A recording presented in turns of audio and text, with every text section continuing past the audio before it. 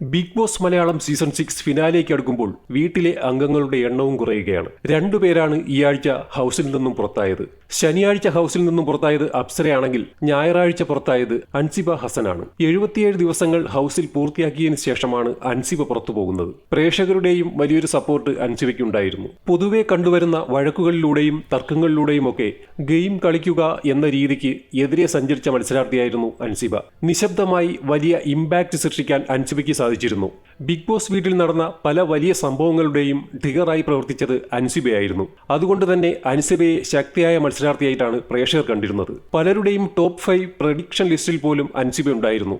Jasmine ഹേറ്റേഴ്സിന്റെ vote നേടിയിരുന്ന ആളെന്ന നിലയിൽ അൻസിബ പോകുമ്പോൾ ആ വോട്ട് ഇനി ആരിലേക്ക് പോകും എന്നതും കൗതുകമുണർത്തുന്ന ഒരു കാര്യമാണ്. താരത്തിന്റെ പുറത്താകൽ ഏറ്റവും കൂടുതൽ ബാധിച്ചത് ഋഷിയെ ആയിരുന്നു. അൻസിബ പുറത്താകുന്നുവെന്ന പ്രഖ്യാപനം വന്നപ്പോൾ മുതൽ ഏറ്റവും കൂടുതൽ കരഞ്ഞതും ഋഷിയായിരുന്നു.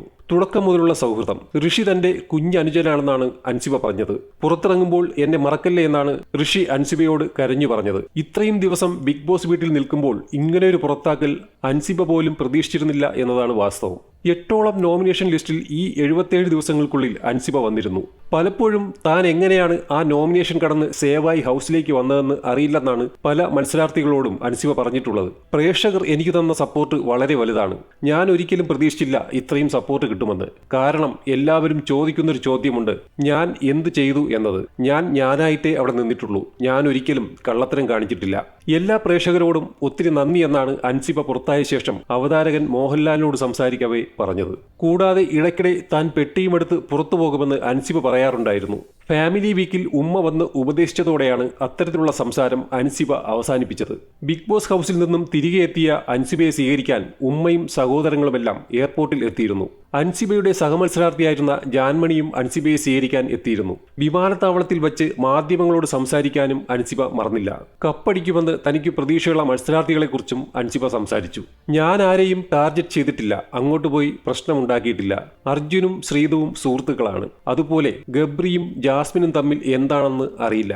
ആ കോംബോയെക്കുറിച്ചുള്ള എന്റെ അഭിപ്രായം ഹൗസിൽ വച്ച് തന്നെ ഞാൻ വ്യക്തമായി പറഞ്ഞിരുന്നു. അതിന്റെ ബാക്കി കാര്യങ്ങളൊന്നും എനിക്ക് അറിയില്ലെന്നും അൻസിബ പറയുന്നു. ഇനി എന്റെ സപ്പോർട്ട് ഋഷിക്കാണ്. കാരണം ഞാൻ അവിടെ കണ്ടതിൽ ഏറ്റവും ജെന്യൂനായ വ്യക്തി ഋഷിയാണ്. ടാസ്കും നന്നായി ചെയ്യാറുണ്ട്. പിന്നെ ജിൻഡപ്പൻ പൊളിയാണ്. ഫേക്കാണോ ജിൻഡോ എന്ന് ചോദിച്ചാൽ ജിൻഡപ്പൻ എന്താണെന്ന് എനിക്കിപ്പോഴും മനസ്സിലായിട്ടില്ല.